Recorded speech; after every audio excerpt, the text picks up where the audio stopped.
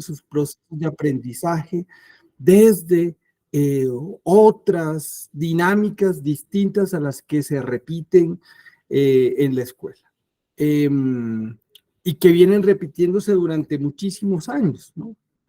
Entonces tenemos palabras que nos ayudan también para hablar con esos otros que nos preguntan porque no saben, ¿no? ¿Y cómo hacer? No va a aprender nada. Y estas palabras en últimas nos las guardamos con el fin de romper esos miedos. A veces nos cuesta que esa palabra nos sane, pero con el tiempo nos vamos dando cuenta que esas palabras tienen mucho sentido. Nuestros hijos pueden aprender por fuera de las dinámicas escolares. Nuestros hijos pueden aprender desde sus intereses.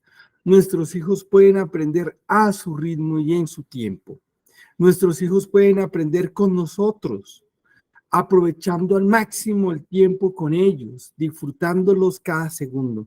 Nuestros hijos pueden aprender porque son seres increíbles que siempre están aprendiendo. Y esto es un consejo también que nos llevamos, y es que nosotros como adultos tampoco paramos de aprender.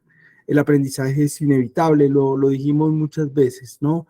Y con esas palabras nos fuimos el día de ayer, recogimos todas esas palabras, las abrazamos, y bueno, también con un montón de preguntas, con preguntas de cómo lo hacemos posible. Ya sé que se puede, ya me dijeron que se puede, me llevo palabras porque mi intuición tiene una resonancia con otros que ya lo vienen haciendo hace un montón y hay palabras por ahí que me ayudan a vencer esos mitos, a vencer esos miedos. Pero ¿y cómo lo hacemos? Bueno, las escuelas realmente son una necesidad social del adulto. Por eso decimos en este segundo secreto que educar sin escuela sí es posible. Un niño no necesita de una escuela para aprender, crecer y desarrollarse. Necesita más bien de lo que sí necesita es de esos padres o adultos amorosos y respetuosos que lo acompasen, que lo acepten, que lo quieran por ser quien es. Necesita un entorno seguro, necesita un entorno rico, ¿verdad? O sea, que esté nutrido con una cantidad de posibilidades de aprendizaje, que lo estimule lo suficiente para interesarse con su contexto y por la vida. Necesita unos adultos y unas personas maduros emocionalmente que acompañen sus intereses y que fomenten otros nuevos. Dijo John Holt, yo creo que muchas de las personas que están aquí saben, ¿no? Perfectamente quién es John Holt, ¿no? Para quien no lo sepa, John Holt es el padre del homeschool. Muy lenta y dolorosamente aprendí que cuando yo empecé a enseñar menos, los niños aprendieron más, empezaron a aprender más. Y es que realmente no, y lo que vamos a tratar hoy un poco es el tema de que no enseñamos, acompasamos el aprendizaje, pero no enseñamos. Y lo que me gusta de homeschool es que yo puedo proponer el tema, estoy haciendo escritura creativa, hago cuentos. Cayeron cucharadas del cielo como pétalos de hielo. Hacer arte. Y hacer stop motion, que son películas cortas. Su nombre era La Flor Maravilla y vivía en un planeta que se llamaba el Planeta Rosa. También me gusta mucho hacer entrevistas y me gusta estudiar. Ok, listo. Solamente con ese pedacito, con ese pequeño pedacito, quiero que empecemos a interactuar aquí por este chat o abrir micrófonos, lo que ustedes prefieran. Pero solamente con ese pedacito de esta chiquita, ¿verdad? Es una niña de 7 años y la tiene clarísima. ¿Qué es lo que le apasiona del homeschool? ¿Y por qué le gusta estar en el homeschool? Quiero que empecemos a interactuar un poco sobre desde solamente ese pedacito, ¿qué creen ustedes entonces que deberíamos nosotros proyectar como padres para que ellos realmente se conecten con la educación en casa? Dale, Jenny. Hola Claudia, Hola, Jenny. buenas noches para todos, buenas noches Gerardo. Bueno, pues de acuerdo a lo que yo veo, estoy también en este proceso, Claudia, con Claudia ya nos conocemos hace un tiempito, y pienso que, digamos, la clave está en la experiencia. La clave para mí está en las experiencias que nosotros podamos proveerle a nuestros hijos, en realmente comprometernos en que si bien está en casa, realmente no es que esté mucho en casa, sino que nosotros buscamos cómo enriquecer ese día a día y para mí la palabra clave es experiencias. Esa es la Perfecto. clave para mí. Muchísimas gracias, Jenny. Por ahí vamos, ¿verdad? Muy bien, vamos por ahí. Gracias. Laura.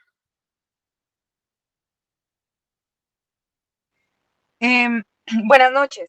Bueno, yo les cuento, yo creo que lo más importante es como conocer, ¿sí? Conocer a nuestros hijos y para conocer, pues es dedicarles el tiempo, ¿sí? Como estar, como dicen ustedes, estar ahí al lado, ¿sí? Ahí al lado mirando, observando, ¿sí? Observando qué hacen, qué les gusta, qué escogen. Digamos que pues eso para los más chiquitos, ya para los más grandes pues me imagino que será como preguntarles, hablarles, ponerles temas sobre la mesa, sí, como decir, bueno, ¿qué opinas de esto? ¿Qué opinas de lo otro?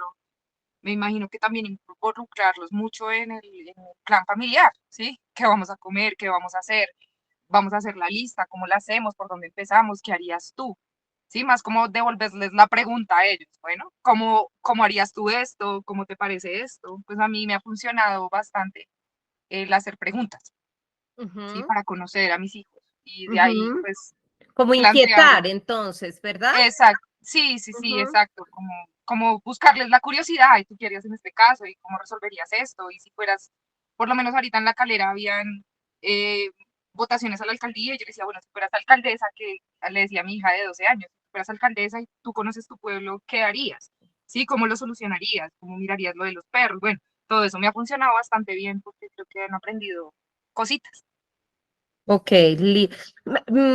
vamos sacando como palabras clave, ¿no? Entonces, tenemos una que son las experiencias y otra el que es como inquietar, ¿no? Como estar todo el tiempo ahí con la preguntica filosa, llamémoslo así. Ana Isabel.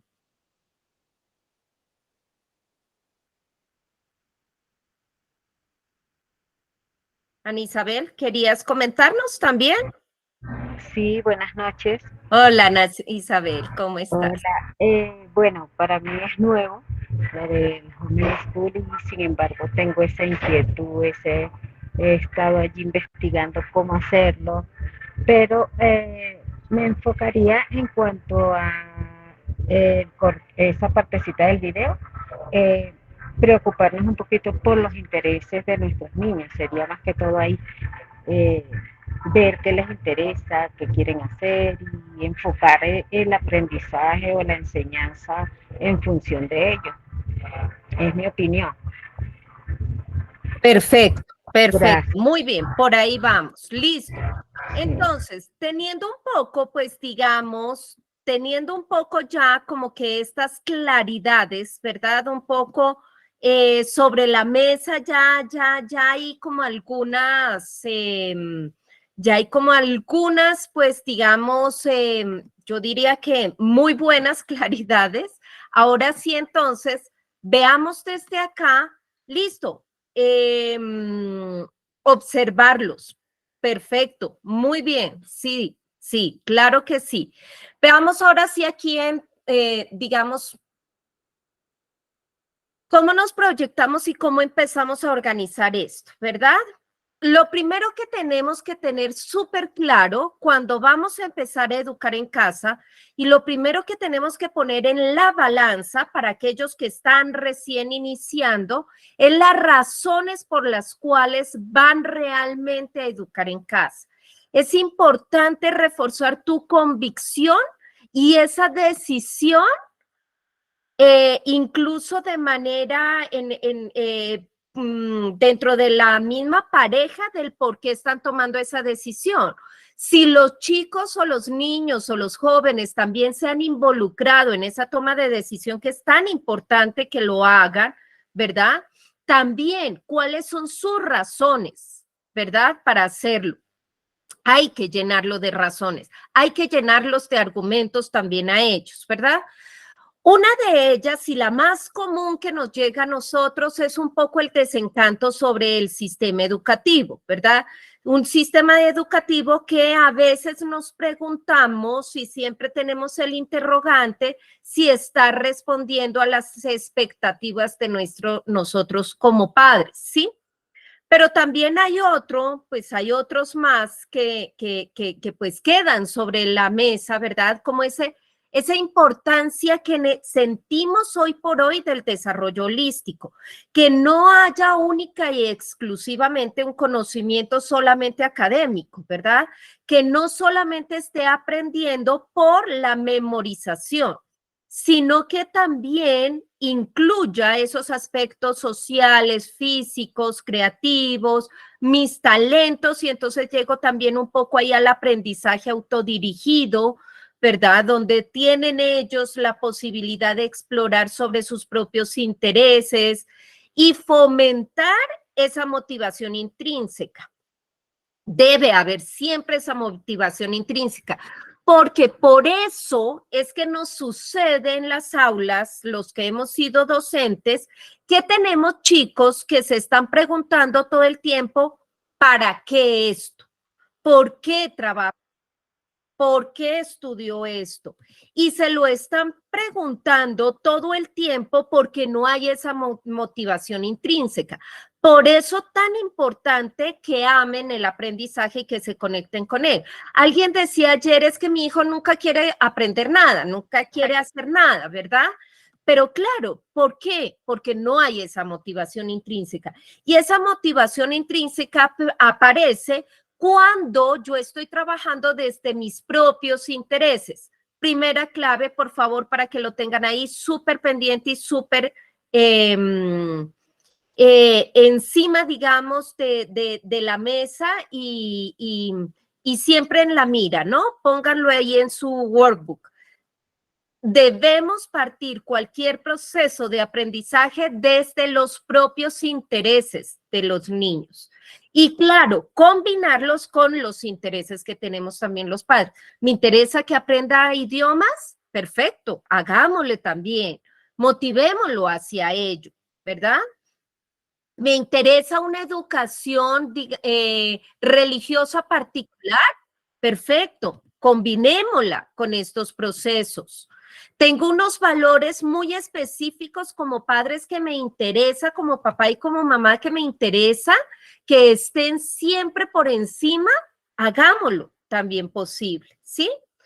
Tenemos también otros intereses como la flexibilidad y la adaptabilidad que nos da lógicamente la educación en casa, ¿verdad? O sea, ofrecemos un entorno de aprendizaje que permite adaptarse mucho más fácil a nuestros ritmos familiares. Y ahora más adelante Gerardo va a hablar sobre esos ritmos familiares, pero claro, el homeschool se permite adaptar, o sea, no necesito estar en el mismo lugar siempre, no tengo un horario, no tengo unas vacaciones obligadas, pueden hacer, digamos, que también desarrollar esos talentos, ¿verdad? Que tienen como el deporte, como la parte artística, ¿listo? Entonces, claro que me da esa flexibilidad y adaptabilidad, ¿no? Recursos educativos alternativos, pensar en un modelo educativo alternativo. Yo les decía ayer, no importa el modelo, ¿verdad? O sea, el homeschool no es un modelo, pero por lo menos si lo pensamos en modelo, pues está dentro de la línea alternativa, ¿sí? Donde yo pienso, y esto es súper importante este punto, y es que lo tengan en cuenta, es que yo ayer se los dijo, pero, les dije, pero lo repito, y el segundo punto que yo pondría en ese workbook que tiene, y es no se educa a puerta cerrada. No puedo educar únicamente pensando en que lo que yo busqué en Pinterest, lo que yo saqué de un libro, lo que busqué en un currículo, lo que sea, como lo estén haciendo, es el material con el que yo voy a trabajar y va a aprender mi hijo.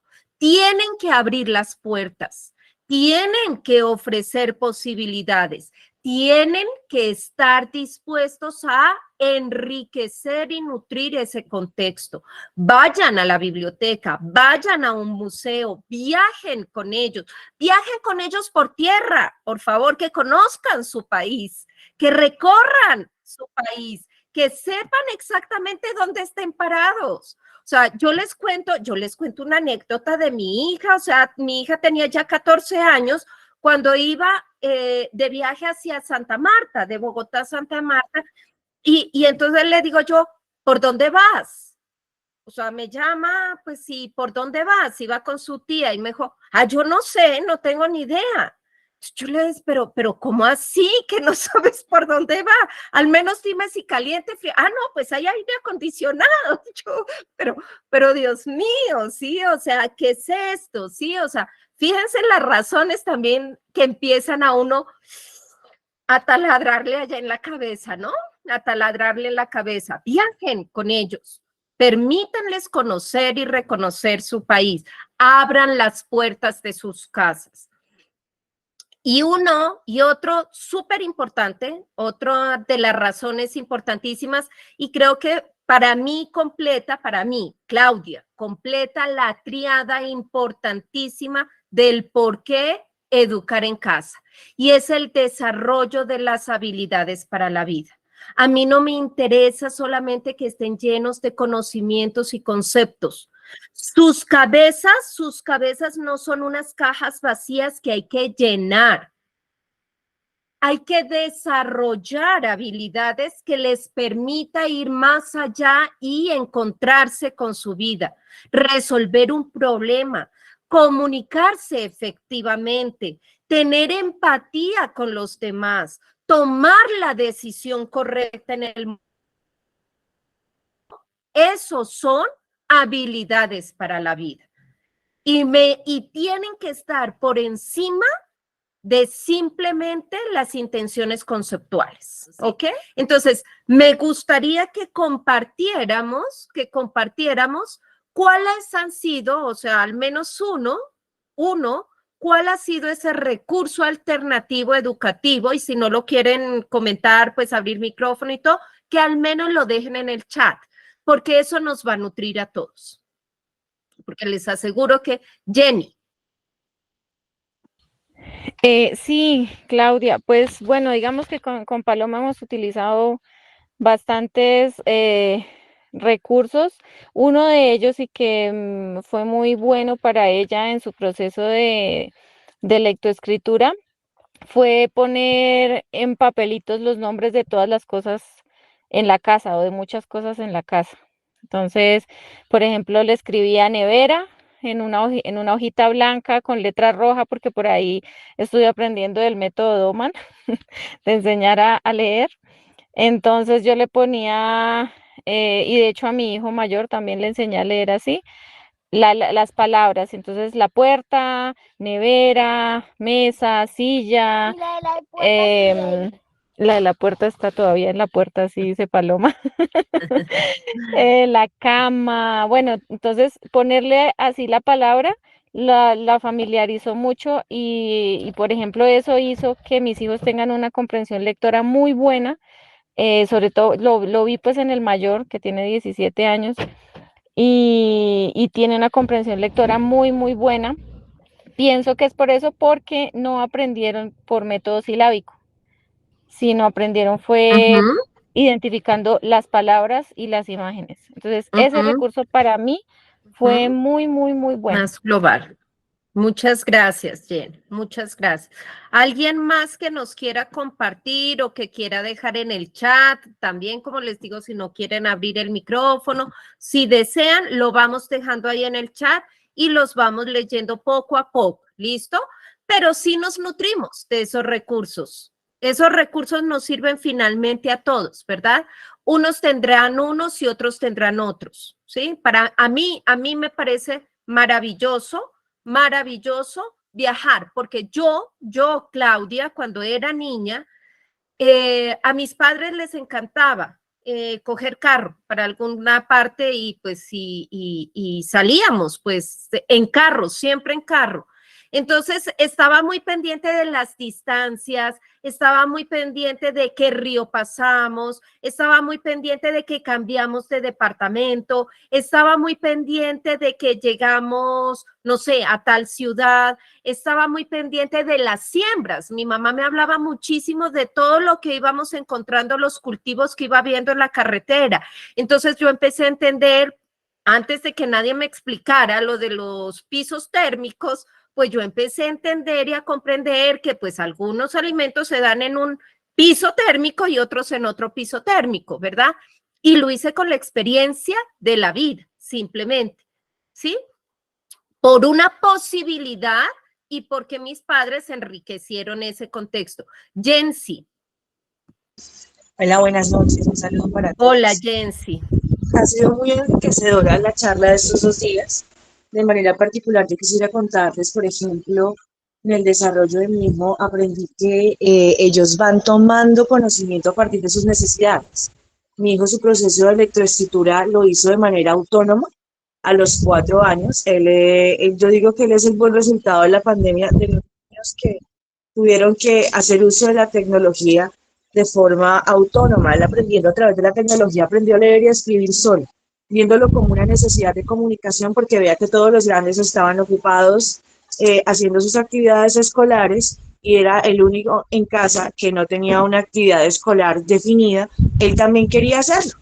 Y entonces de manera autónoma él se interesó por aprender a leer y a escribir porque le pareció que era importante digamos que igualar a sus demás hermanos que también estaban estudiando y a partir del uso de las TIC, de tablets, de apps especializadas, pues él empezó a aprender a leer y a escribir y de forma autónoma lo hizo, de forma intuitiva.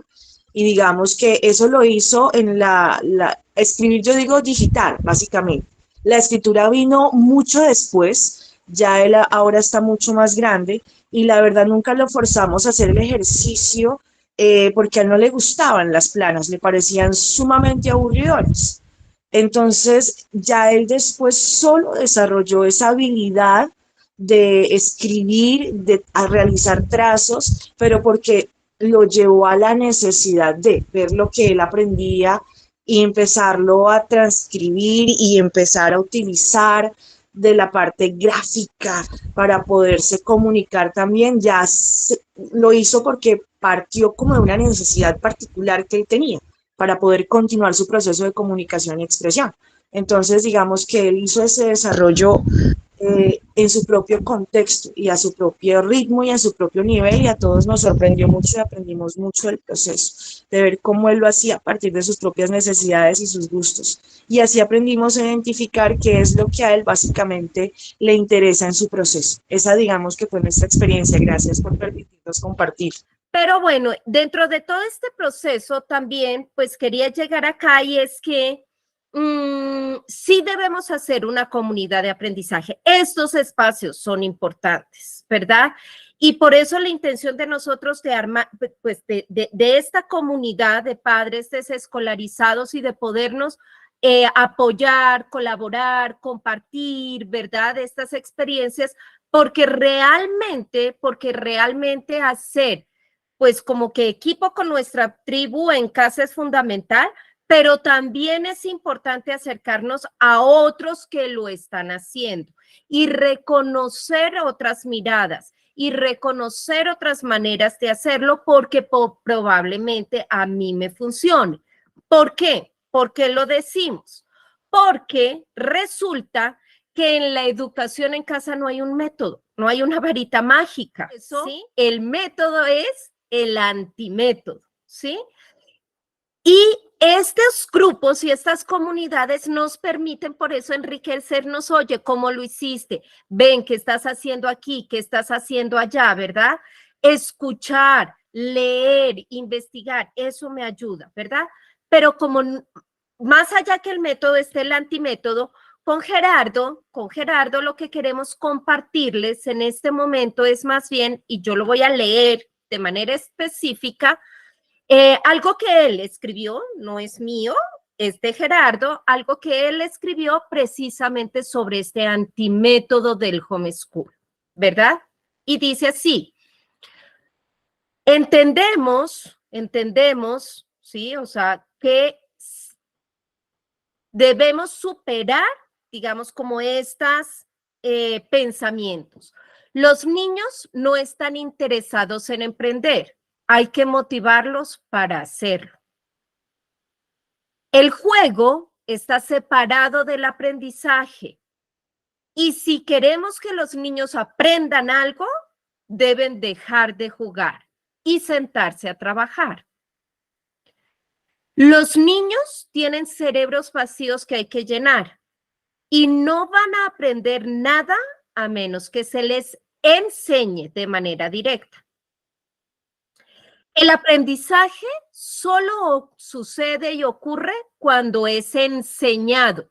Por lo tanto, debe ser guiado, dirigido y planeado previamente. El currículo. Hay un conocimiento básico que todos deben saber. Todos debemos saber exactamente lo mismo y al mismo tiempo. Volvemos al currículo del grado, por ejemplo, ¿no? De cierta edad. El aprendizaje debe darse en cierto orden. Entonces, ¿qué aprendo en primero? ¿Qué aprendo en segundo? ¿Qué aprendo en tercero? Etcétera, etcétera. El aprendizaje se ve, se mide, se clasifica, se etiqueta y finalmente se prueba y aprueba. El aprendizaje está separado de las emociones y de los sentidos. La manera en que lo hacen las escuelas es la manera en que debe hacerse. Todos deben tener y seguir el mismo ritmo de aprendizaje promedio. ¿Qué dicen los expertos en su currículo? Las personas bien educadas son aquellas que tienen títulos. Y por último, que es el más importante de aquí y con el que queremos cerrar precisamente esta parte del método, es que se lleven la claridad y anótenlo ahí en su workbook. Escolarización es lo mismo que educación. Por lo tanto, desescolarizar no es educar. Más bien, vamos por la línea del aprendizaje autodirigido. Me llamo Julieta Pérez Bautista, tengo 13 años y estoy en homeschool hace 2 años. Yo creo que si tú quieres aprender algo, debes esforzarte por hacerlo y poder realizar como lo que tú quieres hacer. Me gusta que tengo mucho tiempo libre para poder aprender varias actividades, puedo realizar demasiados hobbies, por ejemplo, puedo practicar el piano, juego tenis, también me gusta, por ejemplo, dibujar, me gusta mucho como todo lo que son manualidades o como crear. Me gusta aprender, por ejemplo, idiomas, leer también me gusta bastante. Eso es como lo que más hago, digamos, de hobbies. Entonces esto es como unos espacios libres que nos da la posibilidad del homeschool. Me parece muy chévere eso de tener más tiempo para otras actividades que no son solamente el colegio. Yo creo que es mucho como eso de la autonomía, como de también exigirte hacia ti para poder sacar más cosas y poder como crecer más. En el tradicional, digamos, era como más presión, digamos, como un poco más de tareas. Igual también en homeschool pues he aprendido bastantes cosas, o sea, porque tampoco quiere decir que no haya hecho como tantas cosas como en el colegio. Me ha gustado bastante este método de aprendizaje, como proponerte diferentes metas y buscar como la forma que te sirva más para aprender. Quisieras que se dieran cuenta que ella nunca nunca habló de que me están enseñando, ¿sí o no? Ella siempre habló todo el tiempo, estoy aprendiendo esto, me gusta aprender esto, me gusta tener tiempo para aprender esto. Fíjense en que la tenía muy clara sobre qué línea va, ¿sí? Y por ello es que realmente, queridos y queridas, no hay un método para hacer esto de educar en casa. Lo importante realmente es qué rol van a asumir ustedes. Entonces, como no es lo que vamos a hacer, ¿verdad? O sea, ayudar a aprender no es pretender enseñar, ¿no es cierto? Entonces, listo, perfecto, pero si yo lo que estoy haciendo es, pues no estoy pretendiendo enseñar, ¿cuál es mi rol? Y yo diría que hay 3 palabras claves aquí y alguien ya también puso sobre la mesa algunas palabras clave, ¿verdad? Yo diría que está la palabra que a nosotros nos encanta, que es acompasar, que implica estar al lado de tu hijo y de tu hija durante ese proceso de aprendizaje. Es proporcionar también apoyo emocional y físico. ¿Es estar disponible para responder sus preguntas? No, no le vas a responder sus preguntas. Más bien vas a crear más preguntas cuando acompasas, ¿sí? Pero sí puedes es compartir sus experiencias, pero lo que sí lo que necesita tu hijo y tu hija es que nutras sus escenarios de aprendizaje, ¿sí? Que enriquezcas esos escenarios de aprendizaje. Y eso no se logra únicamente descargando actividades de Pinterest. Y eso no se logra solamente viendo los TBA, que son para quien no sabe qué son los TBA, son los derechos básicos de aprendizaje de cada uno de los grados. Es que a mí me inquieta mucho, la verdad, cuando preguntan por currículos, porque es que incluso están en internet. O sea, yo pongo DBA, a quien le interese, yo pongo DBA y ahí están, ¿listo? Pero esto va más allá, el acompasar va más allá, ¿sí? Incluso va más allá de la mera transmisión de conocimientos. Es estar presente y ser consciente y comprometido durante esas interacciones. Entonces acá tienes que estar realmente comprometido y ser consciente de que sí, requiere tiempo, sí, requiere atención, sí, requiere que demuestres interés genuino en esas experiencias y en esas preguntas que va a hacer permanentemente los niños. Requiere que esos niños pequeños no pierdan la potencialidad que tienen de ser científicos innatos. Ustedes se han dado cuenta que los niños pequeños son científicos innatos. Todo el tiempo se están preguntando por lo que sucede alrededor. Mami, ¿pero por qué el arco iris no se cae del cielo? Eso me preguntó una vez mi hija. ¿Pero por qué el arco iris no se cae del cielo? ¿Está pegado al piso? O sea, todo el tiempo están preguntando. Y cuando llegan a la adolescencia, nos preguntamos, ¿pero qué pasó? ¿Pero porque ya no le gusta nada? ¿Pero porque no pregunta? ¿Pero porque no indaga? Y porque no nos preguntamos en qué tanto lo acompañamos y qué tanto nosotros también fuimos acompasantes de esos procesos de preguntas y de inquietudes permanentemente que existen, ¿no? Para eso lo único que tenemos somos nuestros sentidos. Y afortunadamente como padres también tenemos hasta el 7º sentido también, ¿sí? Implica ese acompasar, implica también ofrecer la orientación y apoyo también cuando se enfrenta a desafíos, ¿no? Y trata de comprender nuevos conceptos.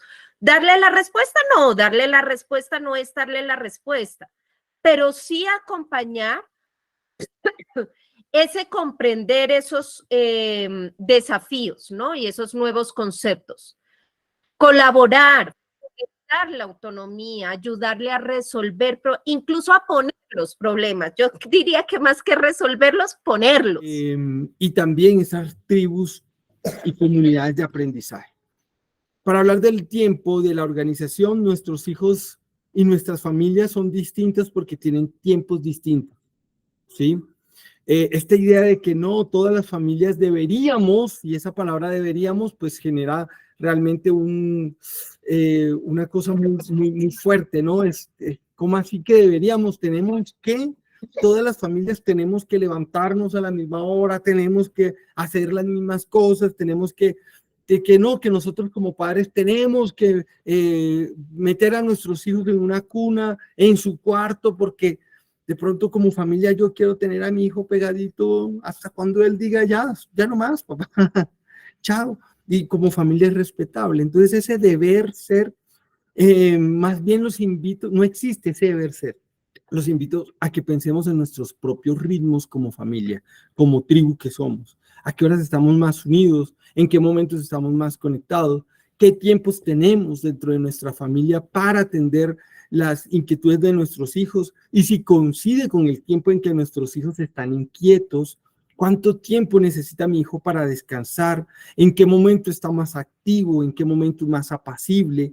Todo esto es importante para determinar nuestros ritmos familiares y no sufrir con ritmos impuestos, sino construir nuestros propios ritmos de familia. Entender que no todas las familias son iguales es volcar la mirada hacia adentro de nuestra propia tribu y entender y organizar que nuestros ritmos al ritmo de otros, no, nuestros ritmos al ritmo de nosotros mismos. Y esto es muy importante. Primer consejo con respecto a la organización, volquémonos entonces a mirar cuáles son los ritmos de nuestra familia. Importantísimo, y cuando lo descubramos van a surgir cosas maravillosas. Ya Clau nos va a mostrar una herramienta con la que vamos a poder determinarlo o al menos empezar a intuirlo. 2, ¿listo? Es importante que entendamos que el tiempo del niño es distinto al tiempo del adulto. Imaginen la escena del adulto que está jalonando al niño porque es que es importante llegar a tiempo, según el adulto, a un lugar X. Y entonces está el niño atrás siendo jalonado, ¿no? El niño casi que corriendo y el papá caminando muy rápido. Eso no es acompasar. Eso es correr al ritmo del adulto. El tiempo del adulto es el tiempo de Cronos. No lo digo yo, lo dice un señor que se llama Escliar, Carlos Escliar, argentino, que habla sobre los tiempos en la infancia, sobre todo los tiempos en la educación. Y él dice, el tiempo del adulto es distinto al tiempo del niño. El tiempo del adulto es el tiempo de Cronos, es decir, el tiempo que se come a sus hijos. Cronos era ese dios, el primer dios griego, que cogía a sus hijos y se los comía, ¿no? Hay una imagen de Goya muy ruda en donde se está comiendo a uno de sus hijos, Cronos, ¿no? Es el tiempo en el que nosotros vivimos, los adultos. No, que hay que correr, no, que el tiempo se nos va el tiempo, se nos pierde el tiempo es oro, el tiempo es plata, ese es el tiempo del adulto, pero ese tiempo es distinto al tiempo del niño. Y entre ese tiempo del niño y el tiempo del adulto hay una distancia gigantesca. Mi invitación es que pensemos que el tiempo del adulto no es el tiempo del niño, pero que él no debe entender por obligación, sino por ritmo, el tiempo del adulto. ¿Por qué? Porque es un niño. Entonces, nuestra misión es miremos cuál es el tiempo del niño y tratemos de andar con ellos. ¿Cómo es andar el tiempo del niño? El tiempo del niño es el tiempo de Aion. Cronos y Aion son palabras griegas. Hay 3 palabras griegas para definir el tiempo. ¿Listo? Vamos a hablar solo de 2 por cuestiones de tiempo, por cuestiones cronotópicas, ¿sí? Entonces, cronológicas, perdón. Entonces, Cronos, ¿sí? Es el tiempo del adulto. Aion era el tiempo de los griegos para designar lo eterno, pero también lo que sucede en el instante. Y es curioso, lo que sucede en el instante como algo eterno es un poco lo que insinúa el tiempo de Aion. Mi hijo se sienta a jugar y puede pasar horas enteras. no hay afán. Es su presente. Que hay que ir corriendo a la clase de inglés, hijo, no, a la clase de danza o a la clase, ese es mi tiempo. Es mi tiempo.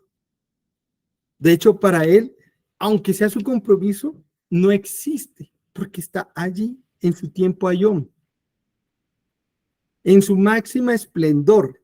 No hay mañana, no hay ni siquiera una hora. Está ahí, en su tiempo, en su instante eterno, perpetuo. Ese es el tiempo del niño. A él todavía no le interesa pensar qué va a hacer dentro de un año, qué vas a hacer cuando sea grande, imagínense. A él le interesa ser lo que es hoy, ser lo que es hoy, en este presente. Y entonces nos llenamos de métodos, ¿no? Vamos a preguntarles y a evaluarlo. ¿Qué es lo que tú quieres ser cuando sea grande?